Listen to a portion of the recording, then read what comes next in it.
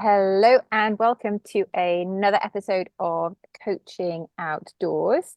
And it's a first for a while. We are now recording in May, and finally we are actually all outdoors. If you are watching, you will see that I am in Wiltshire. I've got a tiny little speck of a white horse that you might just see behind me. So that is the Westbury White Horse. Alex has got the beautiful island of Bute behind her. And Grattan, please introduce yourself. And you've got Dr. Suess around there somewhere as well. But please just share where you are and a little introduction in your own words. We've got plenty of time to dive into details later. Great, thank you. So let me first introduce you to my co-coaches. So this is Killiney Hill, which is literally 12 minutes walk from my doorstep. And as you can see, it's looking out across Dublin Bay and Dalkey Island. And here's my other co-coach. I think you might see him now. Suess. No, he's busy. He's otherwise occupied. So yeah. So that's my coaching territory, if you wish. So how I'm always curious how I'll introduce myself. I'm never quite sure who will show up. So today I'm who I am is I'm someone who is endlessly curious.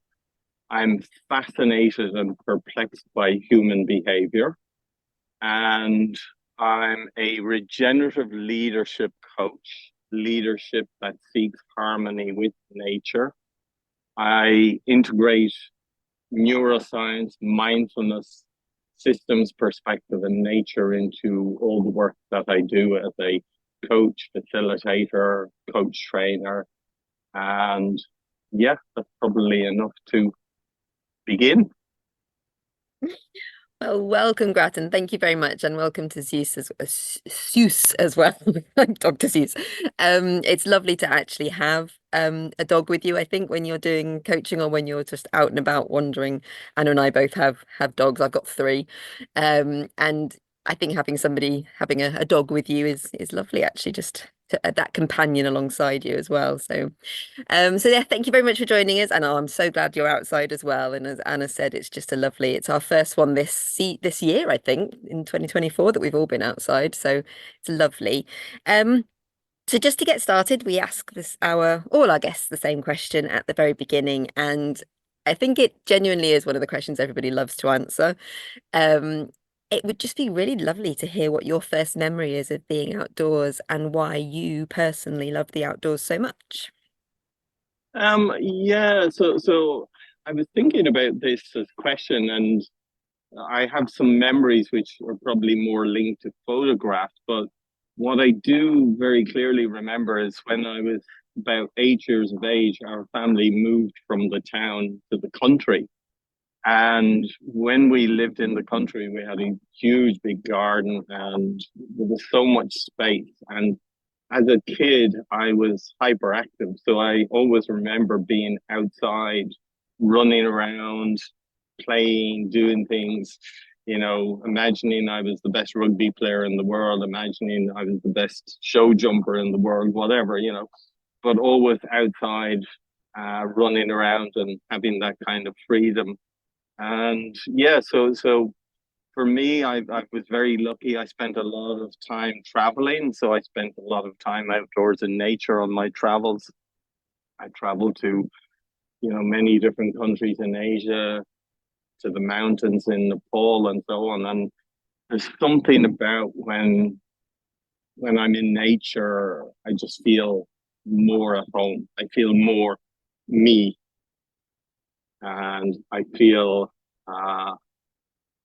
just a spaciousness, like as you can see from the background I showed earlier, I'm looking out here over the bay and it's just glorious. and there's a sense of spaciousness, and yeah. Yes, I can really feel just being outdoors today. And even though we're talking across, countries, definitely for me, I can really resonate with that sense of spaciousness and freedom. And just feeling a bit of the wind on my face, it gives such a different lived experience to kind of being indoors in a box in four walls. So as you started out on your coaching journey, who were the people who inspired you most? Yeah, that's a good question. So I started coaching. I was doing leadership management development programs in an organization, and one of the leaders of the organization asked me if I coach, and I said, "Yeah, sure, I coach." Yeah. So I had no coaching qualification, didn't know very much, but I thought, well, coaching must be very similar to training, and so I started working with him and his leadership team. I got a book, Coactive Coaching. I was a chapter ahead of the clients I was working with, and I started to realize, okay, it started to dawn on me, okay, coaching not the same as training. It's a bit more intimate, a bit more personal. So I went and I did a coaching diploma in business and executive coaching, life coaching with a wonderful woman called June Duffy. And yeah, she still does her courses today, and I highly recommend them to lots of people. But I think the person who was really informative in my life was the first coaching event I went to. So I qualified as a coach in 2006. The first coaching event I went to was in 2007 with Sir John Whitmore. And it was in the Smurfit Business School, University College Dublin, 120 people. And I always remember it as one of the seminal moments in my life.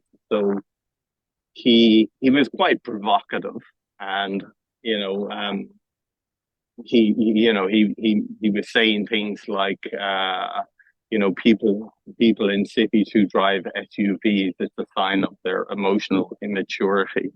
So you can imagine how that resounded with the audience. So there was sharp intake of breath at various times during his session, but he had three provocations, or at least I call them provocations, which really just expressed something in me that I didn't have the words to express. But so those three provocations were: consumerism is not compatible with sustainability. Our technological capability is way beyond our wisdom in how to use the technology. And we can think about that today in terms of AI. And this is also 2007, if we remember. And then the third provocation was: hierarchy is in decay and must be replaced by self-responsibility. So what he was saying there is all our hierarchical institutions, political, educational, social, medical, and so on, are in decay and must be replaced by self-responsibility. And so this, for me, really was something that ignited a fire in me, in a way. He expressed that so beautifully, and so on that evening, he also spoke about the financial system is in crisis and at some stage or other will collapse.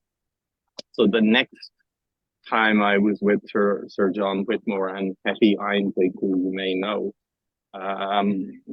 was in 2008. I was doing a transpersonal coaching program with them, and we were in the Gresham Hotel in Dublin. I remember sitting with Sir John on the day when Lehman Brothers was going down the spout. It was literally the start of the financial crisis, and we were having a cup of coffee, and I was saying, "You remember what you were saying that day in UCB?" And he'd go, "Oh yes, I do."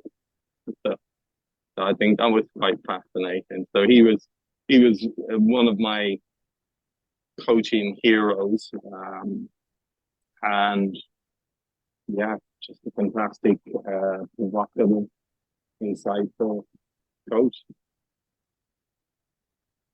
Yeah, he's certainly got an amazing reputation, hasn't he? I know his book was the first book I bought when I decided I wanted to be a coach, and I think probably the same for many people.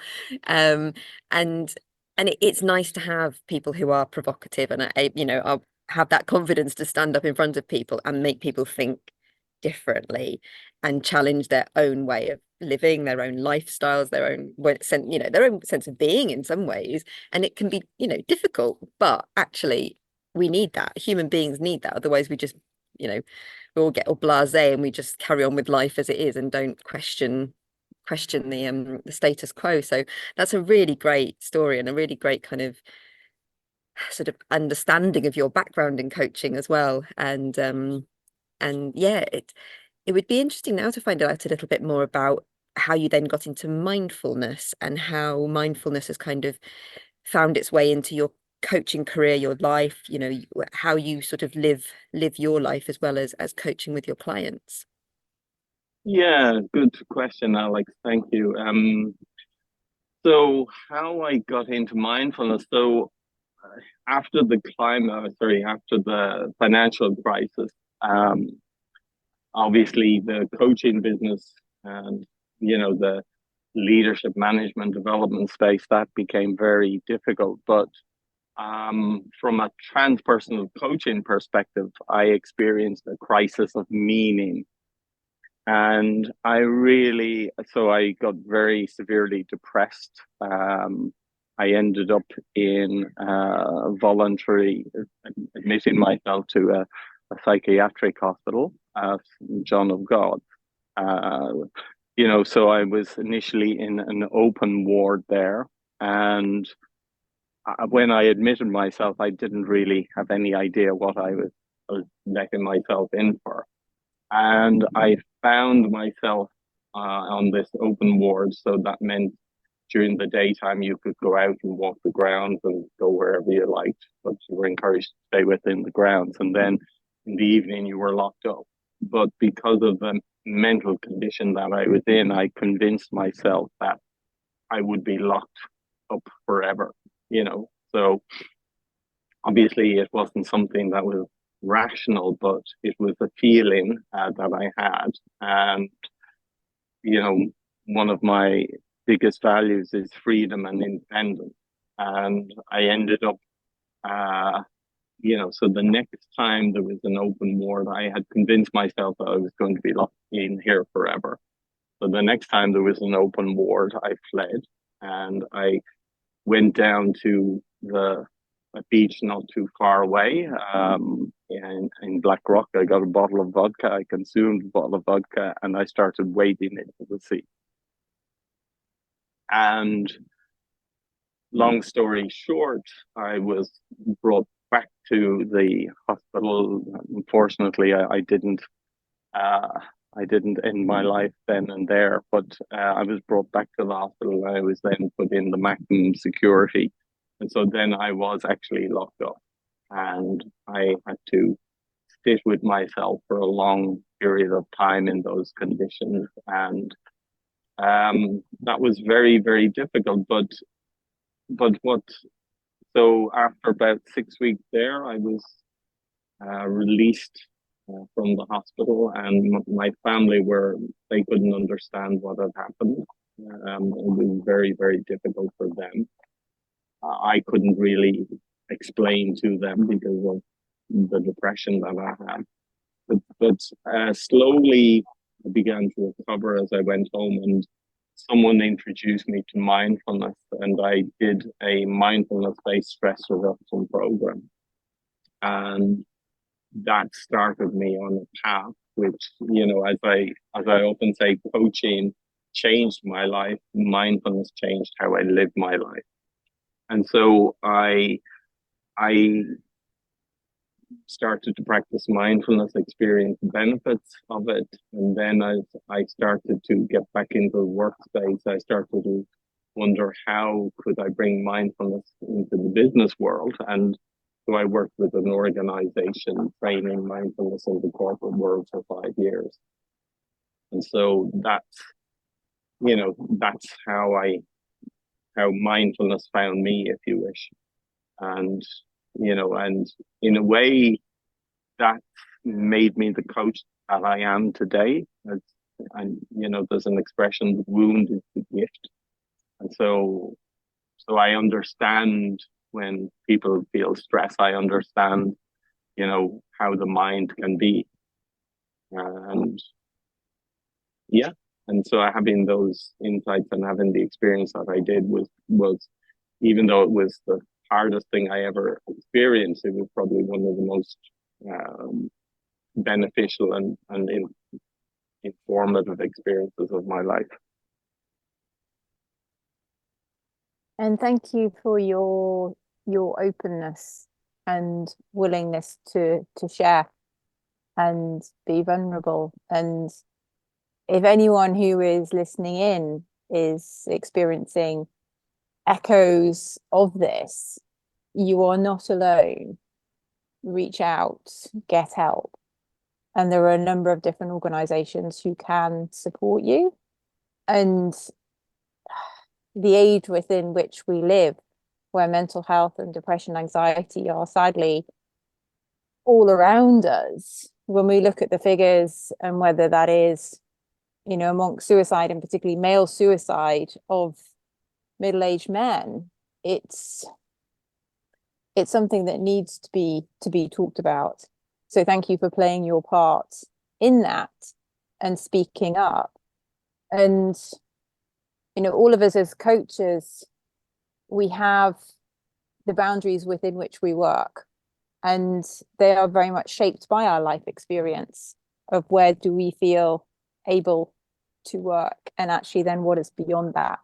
So I think it's also this piece around, as a coach, how has your life experience shaped and enabled you to support your clients? And then actually, where is that tipping point? What actually also is beyond that? So circling back to the outdoors, clearly this podcast is about the outdoors. And I'm sensing that at some point there was a decision point to take your practice outside. It's been amazing listening to your story, learning from some global thought leaders, like the thought leader, and then how mindfulness came into your life, and then how that shaped your practice. And then, okay, so the outdoor coaching piece. When was the definitive moment that came to you? Yeah. Thank you for the question, Anna Marie. So I've been thinking about this, and I don't think there was necessarily a definitive moment, but what I certainly do remember was one of the first times I went outdoors with a client during a coaching session. And I remember it, we were sitting in one of those fishbowl offices in the center of an office, and it was a beautiful summer's day, and I could see the sun was shining outside, and my client was stuck, and I was probably stuck too. And I just had this sense of, oh my God, what are we doing sitting in this fishbowl office in the middle of the floor of this office while the sun is shining outside? So I said to my client, what about we go for a walk? And we went for a walk, and actually it was much more productive. It was much more free. She got out of that stuckness. I got out of that stuckness. And I think that was kind of led me to become braver in taking my coaching more outside. So I started by, maybe starting to take coaching, some of my coaching outside for parts of it. So I remember I would work in an office which was in the city in Dublin, and it was near the canal. And usually when I coach, it's 2-hour sessions. So very often we'd go for a walk for half an hour on the canal or so. And then I just found that was very beneficial for clients. And so then I think it really shifted for me when COVID hit, that you know, we were now in this lockdown situation, and I was thinking, oh my gosh, I'm not going to be able to meet people. How can I coach? And how can I do my walk and talks, which I had been doing? And a friend of mine said to me, well, why don't you do it by phone? And so I started to do it by phone. So we're just on audio. And so I found that being in nature helped people so much in very different ways during that time. And there was an expression, sitting is the new smoking, movement is medicine. And so I think that movement when we're out in nature, whether we're walking side by side with our clients in nature, or whether they're walking and, I'm walking in a separate location, that movement brings a different ambience, and it also brings, being outside in nature brings something very different. So yeah, so that's kind of, I'm not sure if I answered your question, but yeah, it's kind of how I began. You absolutely did. And to me, honestly, it was absolutely ringing with memories for me, because I remember I had a really great colleague who's now a really good friend in a previous organization I worked with, and we were exactly the same. We were sat in a little office in, a little meeting room, like you said, glass windows, but miles away from the actual walls of the building, and we could see it was lovely outside, and our offices were in the grounds of an old hospital, so there was lake, water and trees and all sorts of things, and we were stuck in this thing, and we both went, should we go outside? It's horrible in here. And we walked around for ages, and the amount of the change in the way we were thinking and the ideas we were coming up with for the project we were working on together, and that kind of walking side by side, the movement, feeling like you're chatting to somebody but you're not sat opposite them. It went from claustrophobic to open, free. And it honestly, as you were talking there, it just brought that memory back to me so clearly. And I remember that was the start of my, I can do coaching outdoors. Why on earth are we sitting in a room when we can go for a walk? And it very much started in the same sort of way. So, and for me as well, I don't know how well my microphone's picking up some of the sounds, but I live on a farm, and just the sounds of the outdoors, which you don't get inside, just the the sounds of nature, whether it's the wind or whether it's running water or lambs, as I'm surrounded by all swallows that are zooming over my head. And there's something about that just brings your senses to life in a way that sitting in an office it just can't do. And I think, anyone who experiences it for the first time has that epiphany moment, and it's suddenly like, why have I not been doing this forever? So bringing that sort of into then, okay, how, when you do go outside on your walks, whether it's on the phone with somebody who's somewhere else or whether it's when you're together with somebody, how do you actually bring nature into your coaching? How is nature then sort of part of that coaching session? What's your sort of techniques around bringing the environment you're in into that coaching conversation?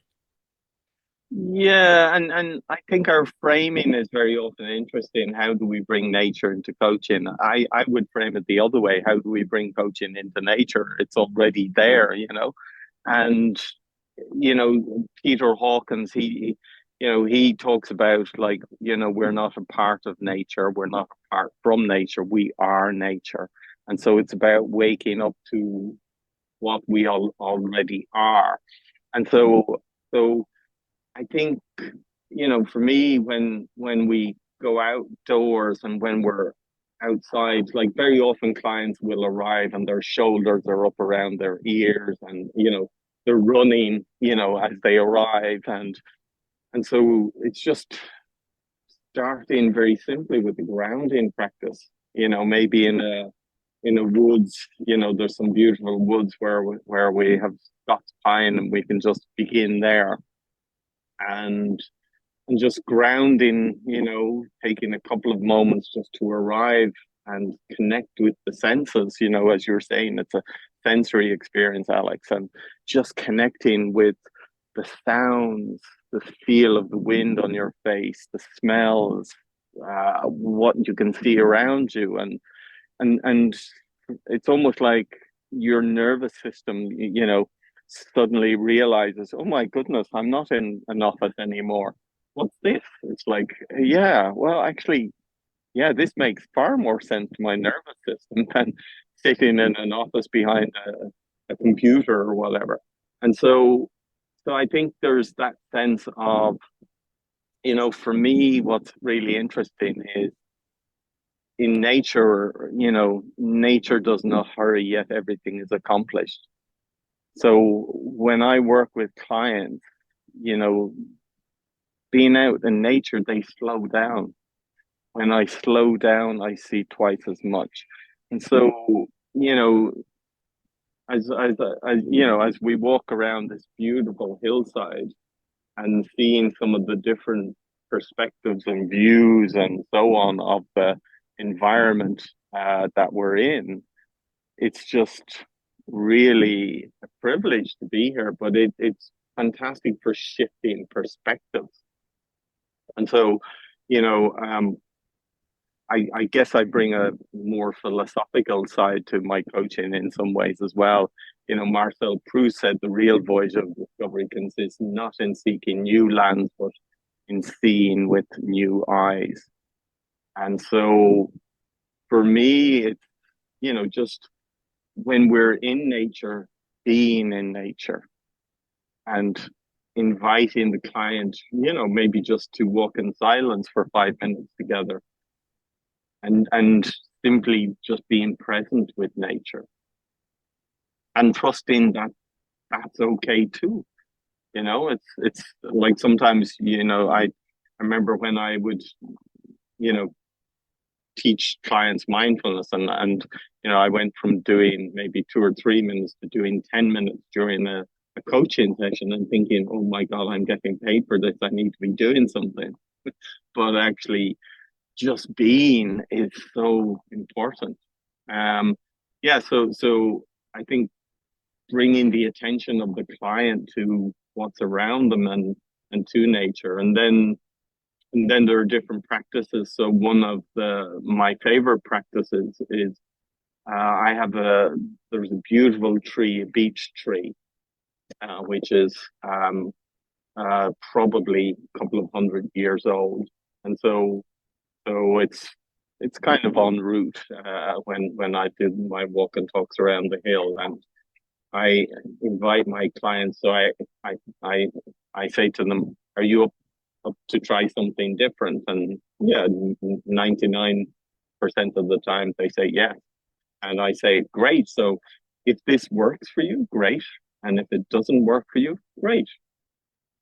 So there's no expectation really either way.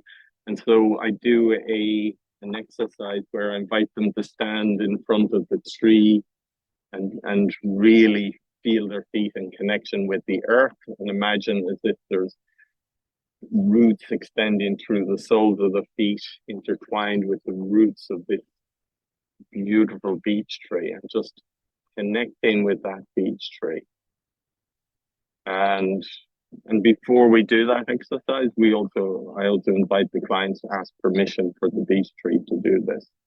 And when they've got that permission, we do it. And then after a few minutes of feeling this connection and, recognizing that there's maybe 200 years or more that this tree has witnessed in its life, and inviting, maybe there is a message, maybe there isn't a message that the beech tree has for you.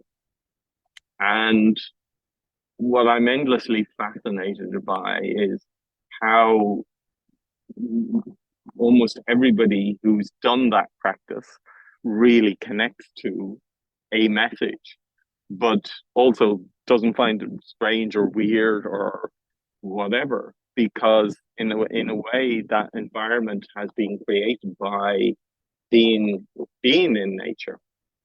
And so, and I think the message that often comes from the beech tree is, slow down. It's okay.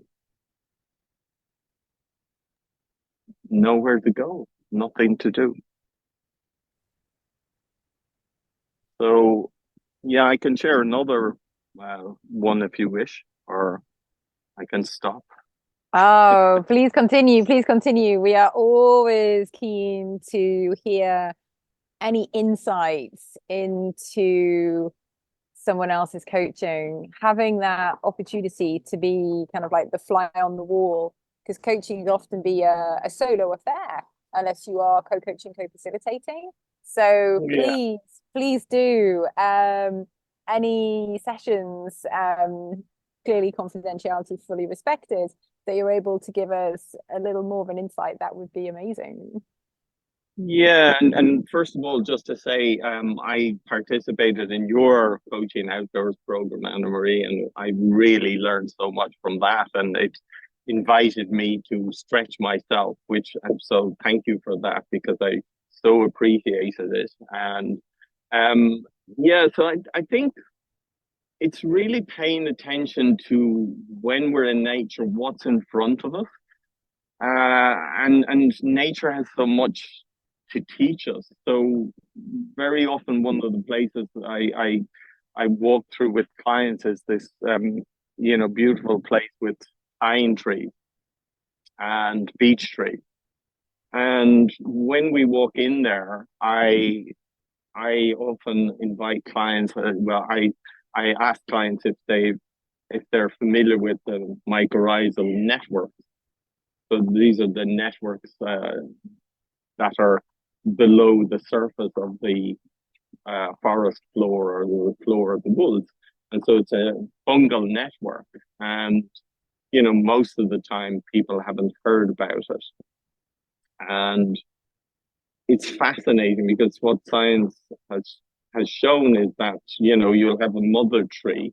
And if, saplings of the mother tree will be growing nearby. And if those saplings are ailing or sickening for something, very often the mother tree, through the mycorrhizal networks, will be able to share nutrients and so on with the sapling. And in a way, what I'm inviting people then to think about is, okay, so you don't know about this, yet there's a vast mycorrhizal network that is underneath the forest floor of all of these forests, and we don't know about it. So what else do we not know? And there's a beautiful book which I'm sure you're familiar with, called Grading Sweetgrass, and there's some wonderful stories in that about nature. And I think it's just bringing in ways that kind of shift people's way of seeing nature, of relating to it, and of making visible the invisible. So I spoke earlier in my introduction about bringing system perspective.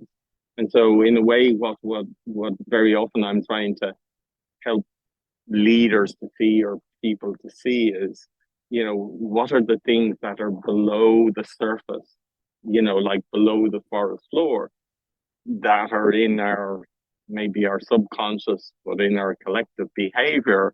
What are the things that are invisible that we can bring into visibility? So making visible the invisible. So I think there's lots of different ways to be creative, bringing what's around us into a different mind, into a different way of seeing things. And so it goes back to, what can we see with new eyes? Because I think it's really important today, when we look around what's happening in the world, to start relating and seeing with new eyes.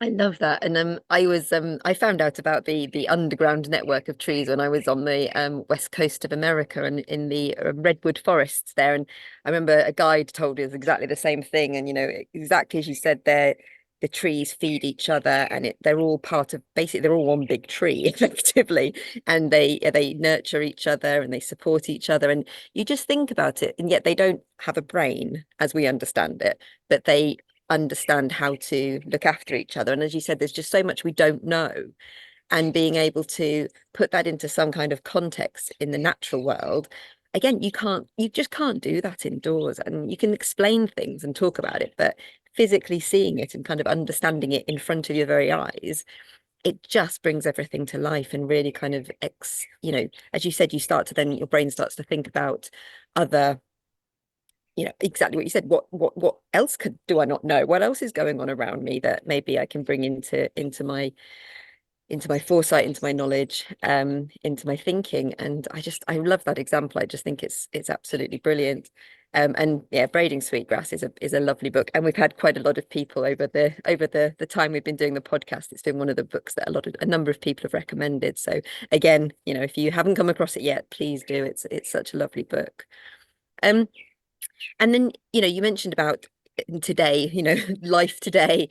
Obviously, one of the big themes at the moment, not at the moment, but it's been building and getting more and more into everyone's psyche, is this concept of climate crisis and trying to be environmentally friendly and sustainable. And how does that affect you in your coaching practice and your clients that come, to you with maybe some very big challenges in their heads and very big problems that they're facing?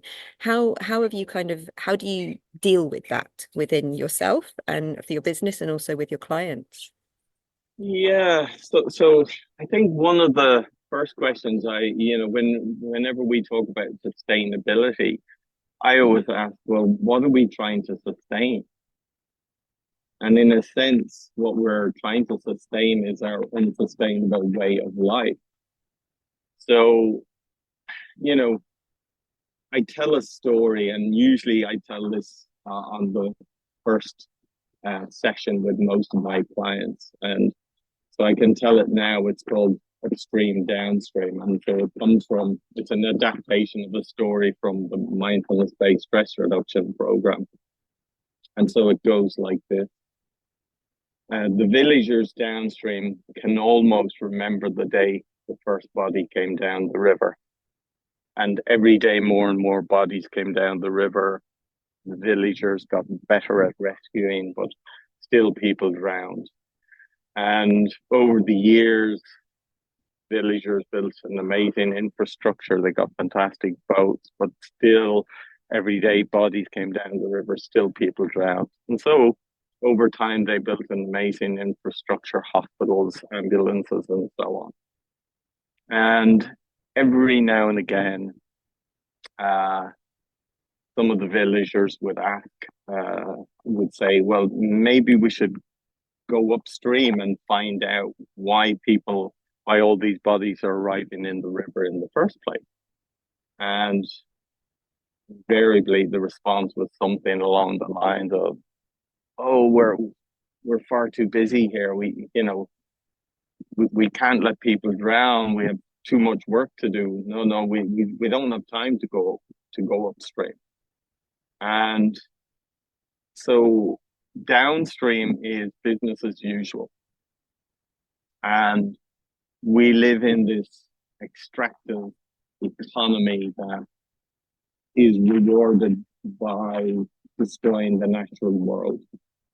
And we can do all the leadership programs, mindfulness programs downstream. But if we're doing, what are we doing actually downstream? We're training people to be more efficient and effective at destroying the planet. And so what I invite people to do is not to swim upstream, but to get out of the river and walk along the riverbank and start going upstream and start questioning everything that they've ever been told. So, we're told all these stories that, GDP growth is good. And actually, this is a story. And we need to question how we view the world, how we see the world. We need to question all of these stories. And in a way, like, I'm very open. I'm essentially saying the world that we're living in today is completely and utterly insane. And I think everybody knows that. You know, I heard it described recently in a podcast. We live in a normative insanity. And, you know, so in a way, what I'm inviting people to do is to recognize the system in the way it's structured, the economic system, the political system, and so on. It's not serving us anymore. And so we need to start to shift our ways of thinking, being, and living in the world. And yeah, and so this is the story that I share with people. And, you know, in a way, I see what my role as a coach is to raise the awareness of what's already in the system. You know, so it's not like, you know, the climate crisis is there. I'm just raising awareness of what's already there. And, you know, then it's up to people to decide, okay, what do I do with it? And I think, you know, for me, there are doorways into conversations. You know, in Buddhism, they talk about there's 84,000 doors into the Dharma teachings, into the Buddhist teaching. I also believe that there's probably 84,000 doors into climate conversation. And so how do we get into better conversations, into dialogue with people? And for me, one of the best doorways in it's through nature. You know, so connecting to what we care about, to what we care for. So that's my answer, I think. And it's the time that we live in and the collective buy-in to the narratives that have been woven, and how conscious or unconscious we are of them. And as coaches, how we bring that into the conversation is definitely something that I would encourage everybody who's listening into this interview now. And, you know, I know for me, it's something that I question myself and challenge myself, and it's not easy. Like, the answers, when it can be stepping away from the collective norm, it takes courage. And that leads us on to your courageous coaching course that you've created, and the work that you do with the Inner Green Deal and the mindfulness-based sustainable transformation course. So it would be interesting to hear a little bit more about these different initiatives that you have created. Yeah, so let me just say, regarding the courageous coaching course. So I've done probably 4 climate related courses. So one is with the Climate Coaches program with Charlie Cox's organization. I did their Climate Coaches program with the wonderful Megan Fraser and Emily Buchanan. And that was a really good experience. I also did a climate and biodiversity coaching program with Lydia Stevens and Jackie Arnold. I did a regenerative leadership journey with Laura Storm and Jenny Anderson. And the story, that the foundation for each of those programs, why I'm mentioning this, is the story of separation. And so we have created this story of separation. So it's the separation of human and nature, masculine and feminine, inner and outer, and left and right brain. And so, in a way, the Courageous Coaching program is inviting people to get out of the river, go upstream and start exploring, okay, so how can we heal some of this separation so that we can start to reconnect with ourselves, reconnect with others, and reconnect with nature, which we already are part of. And so we've had, we're with my friend and colleague Chris Chapman. We're on our 5th Courageous Coaching program. We have had 60 people through the program, and so we've built a community as well, and we want to strengthen and deepen that also. So that's an invitation for people who are curious about this space, whether they're coaches, there are people who are involved in sustainability or organizational development, or school principals. We have had a range of people on the program who are interested and curious just to explore these conversations. And so for me, it's that inner transformation for outer transformation. And the Inner Green Deal work that I do is with Inner Green Deal are a not-for-profit organization, and they've developed a mindfulness-based sustainable transformation program, which I co-facilitate with some other wonderful people. And again, it's how do we cultivate conditions for mindset shifts to happen? And this is the work that we're doing, because we need to think about our relationship to the natural world in a different way.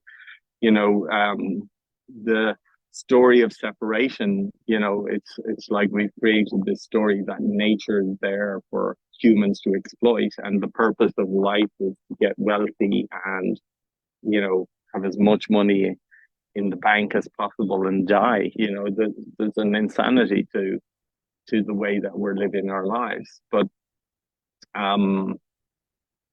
it's, for me, then it's the how do we do the inner work so that we can start to relate to ourselves differently, relate to others differently, and relate to the natural world differently. And that's the inner work, and that inner work is not easy, and it's not work that people, it's not work that a lot of people really want to sign up for and go, yeah, let me do this difficult inner work. But it's very rewarding, and it's very nourishing when I'm working in those spaces. So it's really inviting people to start to shift their mindset and start seeing with new eyes. And that's what I'm most curious and interested in. And I think, the nature connection and the mindfulness connection, they go really well together. And we start to bring people into that embodied experience of being in nature, and makes the difference. That's what helps people to shift their mindsets and thinking. They sound like really, really great programs. And I think, we always encourage anybody who's listening or watching to, find out more, go on, if something's piqued your interest, go and find out more, either contact Grattan directly, or, go and look for these things on the internet, because people don't necessarily know these things are out there. And the more we can, showcase some of this stuff, which is one of the reasons, I mean, when Anna and I first, started the podcast, one of the things was, how do we bring people together? How do we network this idea of outdoor coaching? How do we enable people to share the great work they're doing, and in so many different ways as well? That's one of the things we love about the outdoors, is you can work in with partnership with the outdoors in so many ways that just fits you personally, and your love for the outdoors, or your connection, and for your clients as well. So you've shared some really great stuff there, obviously. Sir John, if anybody hasn't read any of his books, go and read them. Braiding Sweetgrass, some resources there, some of these courses. What other resources would you recommend to our listeners or followers, whether it's in the world of mindfulness or outdoors or any of the topics that you've spoken about on the podcast today? What kind of resources would you recommend to our followers? Yeah, I think there's one book that I recommend, well, maybe two books. It's Leading by Nature from Giles Hutchins. So I think that's a really good way into, bringing more nature into the work that we do, or bringing work into nature. And, uh, it's a really powerful work. His other book that he co-authored with Laura Storm, called Regenerative Leadership, I think that's a very powerful book as well. So that's one author, and I would highly recommend. I think it's really useful. There's an organization called the Inner Development Goals, and I know some people will be familiar with it, but I think it's important that more people start to hear about the inner development goals. And again, it's related to doing the inner work, but this is an international organization now. I think there's over 500 hubs worldwide. There's a hub here in Ireland, and it's inner transformation for outer transformation. And you can there's a toolkit that they have online, and yeah, sorry, it's getting quite windy here. I'm just conscious. I don't know how it's affecting the sound, but yeah. So the inner development goals is well worth checking out as well. And in terms of mindfulness resources, I think one of my favorite teachers is a woman called Tara Brach.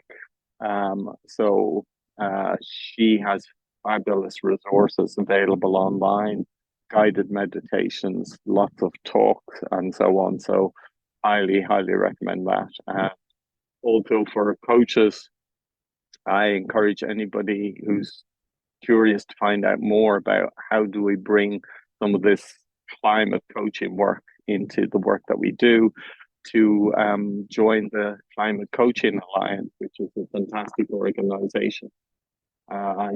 Over 3,000, and I'm sure more members worldwide. So yeah, so those are some of the resources I would share. And thank you for signposting them. And if you're listening in, these will all be linked on the website page. So please do feel free to check them out. And Giles Hutchins, he's on our list. We're hoping to invite him onto the podcast for a conversation in the near future, potentially series 8. Watch this space. So bringing our conversation to a close for today, where could our listeners find out more about you and your work and your courses? Yeah, so my website is www.grattandonnelly.com. If you're interested to find out more about the Courageous Coaching, we will have a course starting again in the autumn. So you can, if you Google Grattan Donnelly and Courageous Coaching, that'll bring you to the landing page of the Courageous Coaching.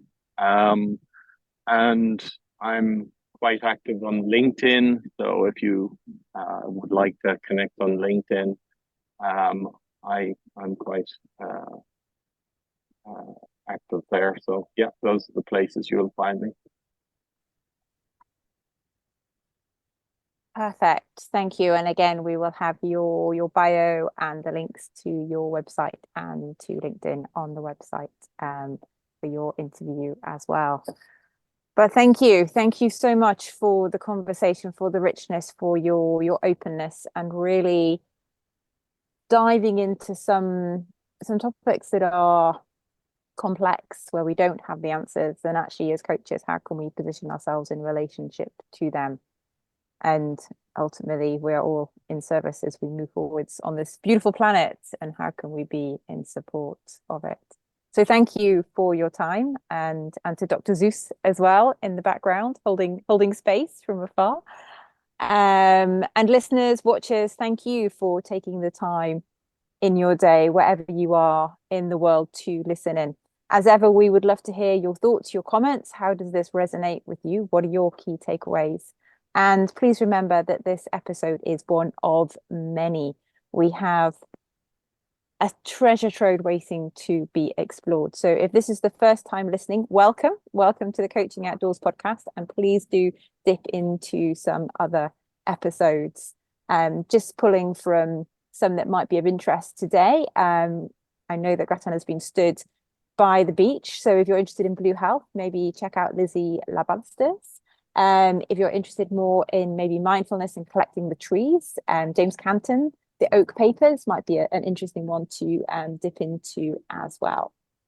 So thank you for your time. If you are listening before July 2024 and you would like to meet in person, we are super excited to have the first inaugural Coaching Outdoors podcast event in partnership with Henley Business School, which is beyond our wildest dreams. And we've invited some of our previous guests to come and hold workshops. So it is outdoors, it is experiential, it is all about connecting, sharing, and ultimately, where do we want Coaching Outdoors and partnering with nature to move forward to?